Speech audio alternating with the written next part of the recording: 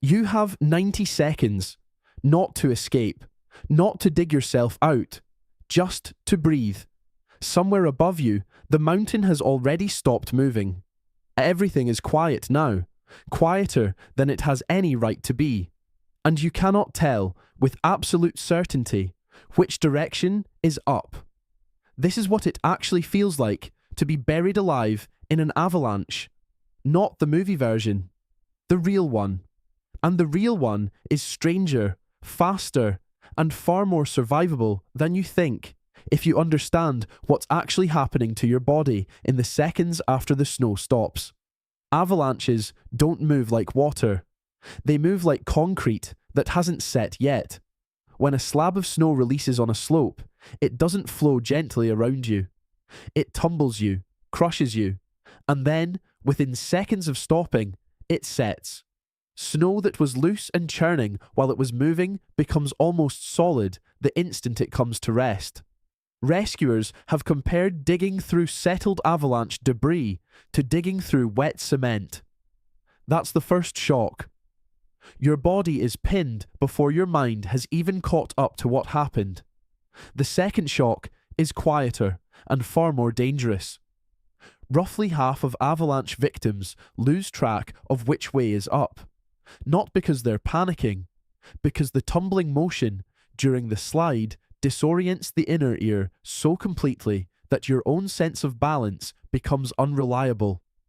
Survivors have described digging with everything they had, certain they were clawing toward daylight, only to be pulling themselves deeper into the snow instead.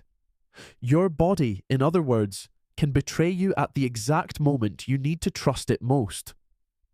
Skiers and mountaineers who've survived full burials describe this sensation with an eerie consistency. A calm certainty that up is behind them, or to the left, or straight ahead through a wall of snow. A certainty strong enough to spend precious energy digging in exactly the wrong direction.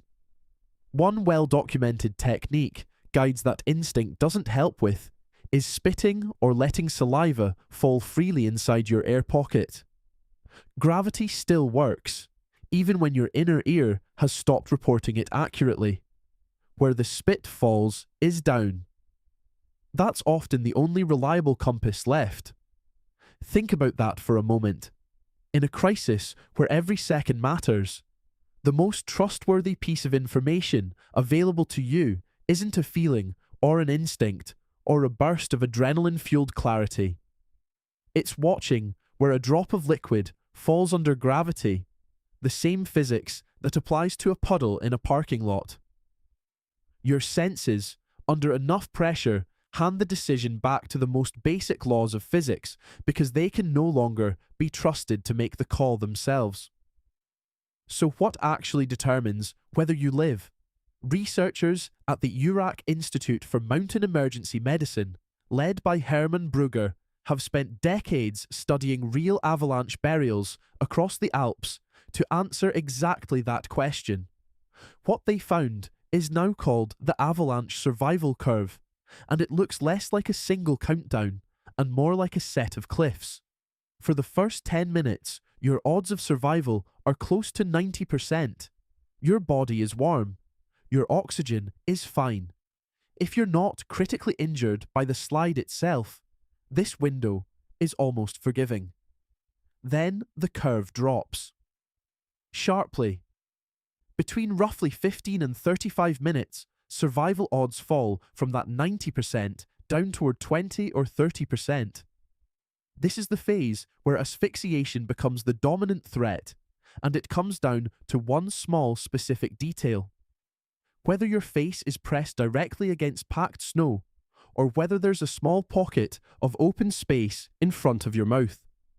That pocket is not a luxury. It is very nearly the entire game.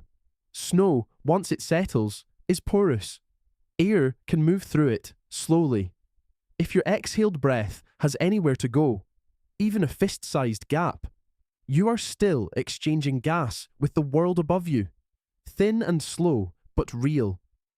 If your mouth and nose are pressed flat against solid, compacted snow, you begin rebreathing your own exhaled air almost immediately. Carbon dioxide climbs, oxygen falls. Confusion sets in long before suffocation does, which means some victims stop struggling not because they've given up, but because their brain is already running on fumes. This is why searchers say the first 15 minutes belong almost entirely to the people already on the mountain with you. Not professional rescue teams, not helicopters. The friends standing at the edge of the slide path, watching it happen. Average professional rescue response time, even in well-covered alpine regions, is measured in tens of minutes.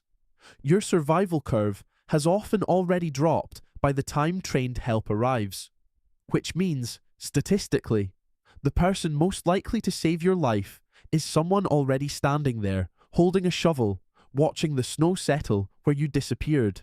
This is why experienced backcountry travelers treat companions almost like medical equipment. A beacon that transmits your location, a probe to physically locate a body under meters of snow, a shovel light enough to move quickly but strong enough to break through debris. Studies comparing rescue outcomes across countries have found that the single biggest predictor of survival isn't the quality of the equipment or the speed of the professional response. It's whether someone standing nearby was watching and started digging within the first few minutes before anyone with a badge or a helicopter had even been notified. There's a strange, uncomfortable lesson buried in that statistic. Most of the systems built to save your life in an emergency, hospitals, ambulances, search and rescue teams, are simply too far away to matter in the window that decides whether you live or die. The person standing 3 meters from you when the mountain moves is, for a few critical minutes, the entire rescue system. Here's where the story gets genuinely strange. Assuming you have that air pocket, assuming you're breathing, the danger doesn't disappear. It just changes shape. Between roughly 35 and 90 minutes, the survival curve flattens out into something researchers call a plateau. If you've made it this far with a working air pocket, your odds stabilize, sometimes for well over an hour.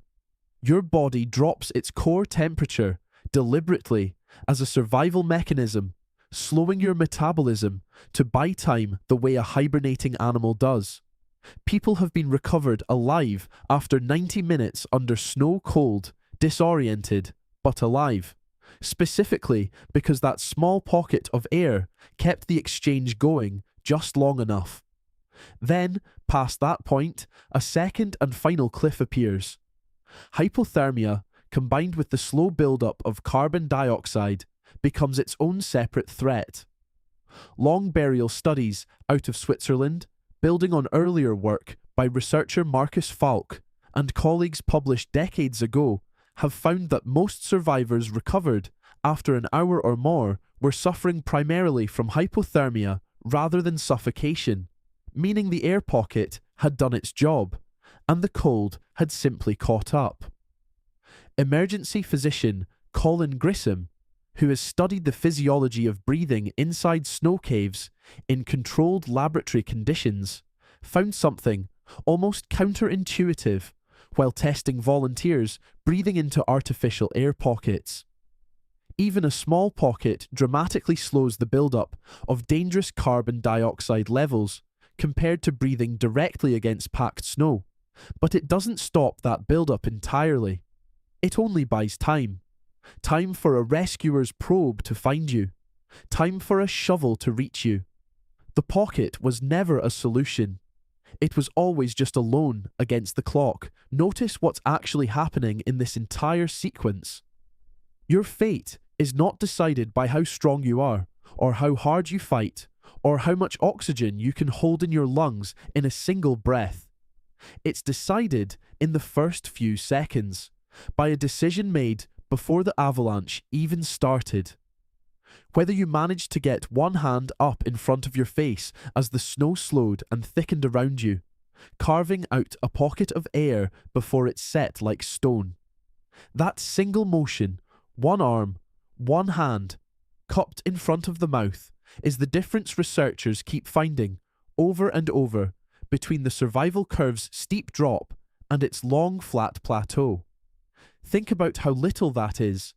Not strength, not gear, not experience. A few inches of empty space claimed in the half-second window before everything goes rigid. There's something almost unbearable about how much of survival, in moments like this, comes down to something so small and so early. Not the fight after you're buried. The single choice made in the last instant before you are. It mirrors something true far beyond snow and mountains. The disasters people actually walk away from are rarely won by heroics in the middle of the crisis. They're won or lost in the first few seconds before the danger has even finished arriving, when there's still just enough time for one small, correct motion. A hand raised, a breath held, a decision made half a second before your body stops being able to make decisions at all. You can see the same pattern almost everywhere once you know to look for it. Car crash survival often comes down to whether a seatbelt was already fastened before impact, not how well someone reacts during the 2 seconds of the crash itself. Cardiac arrest survival depends heavily on whether the nearest bystander starts compressions in the first few minutes, long before paramedics could possibly arrive. In every one of these situations, the crisis itself is almost beside the point. The seatbelt, the hand near the mouth, the person paying attention nearby, that quietly decides the outcome before the emergency has even finished announcing itself. Modern life is very good at making that kind of vigilance feel unnecessary. Warm cars, marked trails, cell service, professional rescue teams a phone call away. Every layer of safety net makes it easier to assume someone or something else will catch you if it matters. And most of the time, that assumption is fine. Right up until the one moment it isn't. And the only thing standing between you and the bottom of that survival curve is a decision you had a fraction of a second to make, and either made or didn't. You will probably never be buried in an avalanche. Most people won't. But nearly everyone, at some point, faces a version of that same narrow window. A moment where the outcome is already being decided, quietly, before it feels like anything has started, and where the only thing that matters is whether you did the one small thing in time. Somewhere on a mountain right now, snow is settling around someone who did. You still have 90 seconds. What are you doing with them?